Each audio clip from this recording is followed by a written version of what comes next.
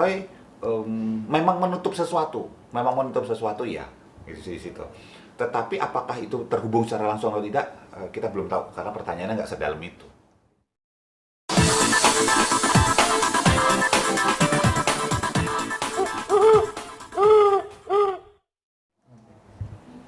Mas, ini juga ada hubungannya dengan masih kasus Gisel. Mas, kan dari segi mantan mertuanya Gisel itu Om Roy. Kalau yang lihat kemarin di wawancara wartawan, seperti apa sih gelagat Om Roy atau sifatnya, apakah kecewa seperti apa yang Mas lihat? Oke. Beberapa kali Om Roy ketika ngomong dia bibirnya mengatup kayak gini. Nah, bibir menipis atau ditahan kayak gitu itu artinya adalah bisa dua, antara marah, menahan marah, atau memang menahan sebuah beban yang ujungnya bisa jadi marah atau jadi depresi misalnya, seperti itu ya. Nah, yang saya lihat dari berbagai macam gabungan dari penanda-penandanya, misalnya ketika ditanya apakah dulu GA cerita sama suaminya ketika ketika apakah anaknya Gading ngomong sama si Om Roy ketika ada kasus waktu dengan Gisel segala macam, dia ketawa kecil terus kamu tangannya gini garuk gitu segala macam. Ini daerah sekitar sini tuh dia akan digaruk atau disentuh ketika karena ada perasaan tergelitik atau gatal kecil gitu ketika seseorang itu merasa agak stres. Nah, pertanyaan itu ternyata membangkitkan rasa dorongan stresnya si Om Roy gitu. Dan dijawab bahwa saya nggak ikut-ikutan segala macam. Ya itu jawaban standar, jawaban aman sih buat saya. Ya pasti cerita lah. Kalau kayak gitu buat saya bahwa udah pasti Gading cerita ya bapaknya kok gitu loh ya. Nggak harus ikut campur tapi cerita untuk ngelepasin perasaan kan boleh. Tapi dari beberapa kondisi lain, pertanyaan-pertanyaan lain itu dia entah menghela nafas panjang, terus agak bergerak mundur, terus tangannya begini, terus dia agak bergerak agak kelihatan mundur sedikit gitu. Itu menandakan bahwa pas dia habis bicara terus dia gini, pala matanya yang menerawang ke arah atas, dia itu sedang menahan sesuatu, beban di diri dia yang sesuatu itu yang sudah terjadi dan ini kayaknya panjang episodenya gitu loh. Jadi bukan saat itu aja, ini kayak seolah-olah kayak mikir bahwa aduh, ada lagi sih gitu loh. Jadi kayak di orang ya kasusnya Om Roy juga kan nggak satu dua, Gading sendiri juga ada beberapa, GA sendiri juga banyak lah, dan ini jadi kayak apa ya, berepisode gitu loh jadinya. Dan itu buat saya, buat di usianya Om Roy segala macam itu pasti agak membuat Om Roy-nya juga keganggu gitu ya, pasti ketahan atau segala macam gitu. Nah, pertanyaannya kemudian setelah kemudian ngeliat ke atas segala macam dan dia putuskan bahwa dia cerita tentang, kan ditanya ada pertanyaan tentang hikmah segala macam kan, kemudian dia cerita kalau ada yang sakit, anggota keluarga sakit, ikut merasakan sakitnya. Itu sebenarnya cuma ngasih tahu bahwa gue lagi sakit loh. Sakit dalam artian di sini gitu ya, sakitnya tuh di sini gitu. Lagi sakit dan untuk bersikap jadinya dia pun serba salah. Bingung, sudah disebutkan bahwa ya di satu sisi bahwa ini adalah ibu dari Gempi, cucunya dia gitu. Mau gimana lagi gitu. Ya, itu sih yang saya lihat dari Om Roy. Cukup santai nggak sih Mas dengan jawaban-jawaban itu?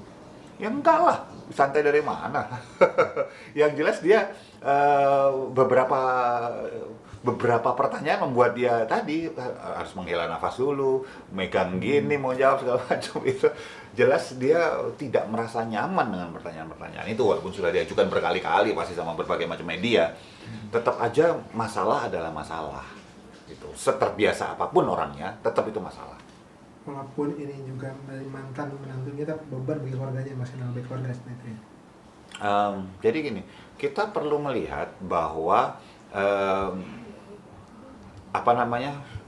ini kan jadi beban karena ketahuan ya. Kita nggak tahu loh, di dalam mereka sudah tahu lama atau belum, kita nggak tahu. Dan kita nggak tahu loh, rekaman ini itu beredar ada sebuah agenda lain di belakangnya apa enggak, kita nggak tahu loh. Karena ini mencuat banyak hal nih, yang bisa istilahnya yang tidak terlihat di permukaan. Kita nggak tahu aslinya Gisel, sehari-harinya gimana misalnya. Kita nggak tahu sehari-harinya Gading gimana. Kita nggak tahu sehari-harinya Om Roy gimana. Kita nggak tahu sehari MBD gimana. Dan di mana kalau kita langsung berkomentar, oh yang kasihan ya Gading gitu, atau kasihan ya Gisel, kasihan ya terlalu tergopoh-gopoh, terlalu teledor untuk kita bisa kasihan pada salah satu pihak. Tetapi yang jelas, kita nggak bisa sesederhana bahwa ini video bocor gitu keluar. Enggak. Siapa yang bocorin aja ini bisa jadi sebuah bentar ya.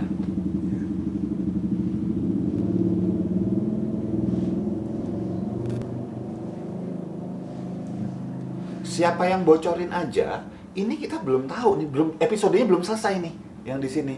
Ya, bisa jadi ada sebuah orang tertentu, pihak tertentu yang berniat misalnya terhadap jahat terhadap Gisel, jahat terhadap Gading, jahat terhadap Gempi. Bisa jadi ini urusan mengenai hak asuh anak gitu misalnya. Kita nggak bisa sesederhana itu melihatnya loh. Ya, tapi buat saya jangan kita berprasangka apapun dulu, lihat dulu, jangan cenderung karena kalau kita bicara komentar netizen tuh komentarnya paling luar biasa ada di Indonesia gitu ya. Belum tahu, nggak tahu ilmunya, nggak tahu ininya, nggak tahu faktanya segala macam berani komentar coger kayak gitu.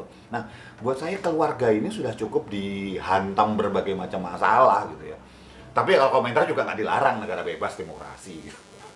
Nah, jadi kalau misalnya, kalau saya akan memilih, oke, ini Gisel udah ngomong gitu. Buat saya, oh luar biasa, gitu, luar biasa. Berani ngadepin, minimal berani datang menurut panggilan, terus berani state gitu. Yang ini, oh ya ini juga, kalaupun ini strategi segala macam, itu kan wajar ya dalam hidup manusia berstrategi gitu. Terus apakah kemudian hak asuh pindah ke Gading, apakah tetap di Gisel atau gimana mekanismenya? Sudah bukan urusan kita sebetulnya. Tetapi saya nggak mau melihat ini sebagai sebuah hal yang sederhana. Ada video bocor, enggak. Bisa jadi ada sebuah rekayasa di belakangnya yang kita nggak tahu ini kenapanya. Mas, tadi kan sempat flashback lagi, teringat katanya video ini diduga ini proses perceraiannya Gading dan Gisel. Diduga ya. Nah, ada juga tadi Mas bilang ada siapa tahu juga Om Roy tahu video itu sebenarnya udah ada. Nah, jadi cerita seperti itu. Apakah ada kasus itu yang Mas lihat tadi dari Road? Bisa bilang ada yang ditutup-tutup. Tapi dari Om Roy sendiri. Makanya istilahnya kan Om Roy ketika ditanya pertanyaan itu dia agak megang pipinya gitu segala macam dan dia memilih untuk gak berkomentar gitu. Dia memilih untuk jaga itu gitu. Dan buat saya itu keputusan yang bijak sih. Maksud saya dengan seusianya Om Roy udah posisi yang harusnya nggak lagi nyari panggung, nyari segala macem, kurang apa, siapa yang nggak kenal Laura Martin gitu kan. Nah, saat ini justru buat saya dia itu tadi kehajar terus gitu. Karena ini akan kena ke banyak pihak. Kena ke Gempi, kena ke ibunya, kena ke bapaknya, kena ke kakeknya, kena segala macam. Dan ini kalau dibilang masalah keluarga, ini masalah keluarga nih gitu. Jadi buat saya Om Roy memang menutup sesuatu ya di situ. Tetapi apakah itu terhubung secara langsung atau tidak, kita belum tahu karena pertanyaannya nggak sedalam itu. Oke. Buat satu yang dirasakan Om Roy bisa sakit karena tahu akan panjang ke depannya. Seperti itu kira-kira nggak?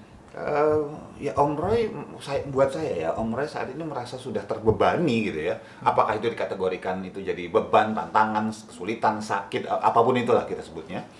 Itu merupakan bagian yang udah bagian yang sudah terjadi dan dia tahu nih, saya yakin Om Roy tahu bahwa belum akan selesai dalam waktu dekat. Dan itu buat ya pasti capek lah ya untuk Om Roy untuk kayak gitu. Oke, sip.